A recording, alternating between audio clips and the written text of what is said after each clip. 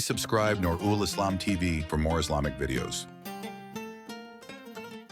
کیا آپ جانتے ہیں کہ عید کے دنوں میں بلند آواز سے تکبیرات کہنا صرف روایت نہیں بلکہ ایک زندہ سنت ہے اور اس کے پیچھے ایک بام مقصد تاریخی واقعہ چھپا ہوا ہے۔ یہ صرف الفاظ نہیں بلکہ اللہ کی عظمت کا اعلان ہے۔ آئیے آج جانتے ہیں تکبیرات تشریق کی اصل کہانی۔ یہ واقعہ حضرت ابراہیم علیہ السلام اور حضرت اسماعیل علیہ السلام کے وقت کا ہے، جب حضرت ابراہیم علیہ السلام کو خواب میں حکم دیا گیا کہ وہ اپنے بیٹے کو اللہ کی راہ میں قربان کر، تو انہوں نے بغیر جھجک اللہ کے حکم پر عمل کرنے کا ارادہ کر لیا۔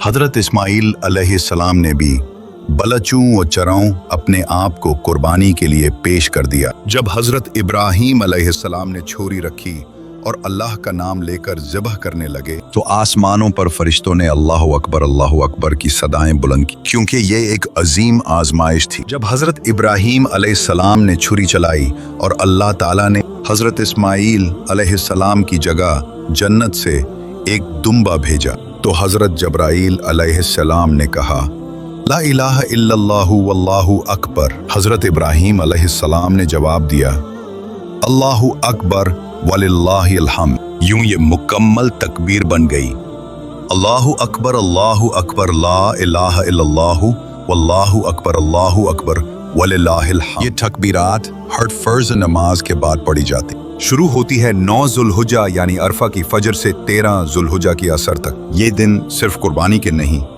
بلکہ اللہ کی بڑائی بیان کرنے کے دن ہے، جب بندہ اللہ کی نعمتوں کو یاد کرتا ہے اور ہر نماز کے بعد کہتا ہے اللہ اکبر، تو گویا وہ اپنے دل کی گواہی دیتا ہے کہ میرے لیے سب سے بڑا صرف اللہ ہے۔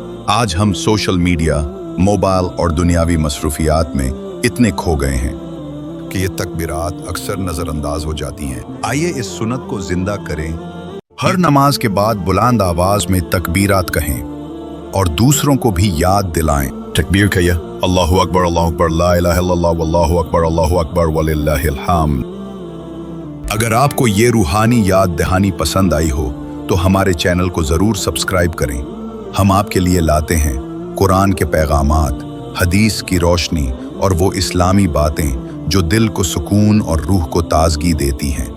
ہر ویڈیو ذکر الہی کے ساتھ ایک نیا روحانی سفر ہے، تو آئیے ہمارے ساتھ جڑیے اور ایمان کی روشنی کو پھیلائیے۔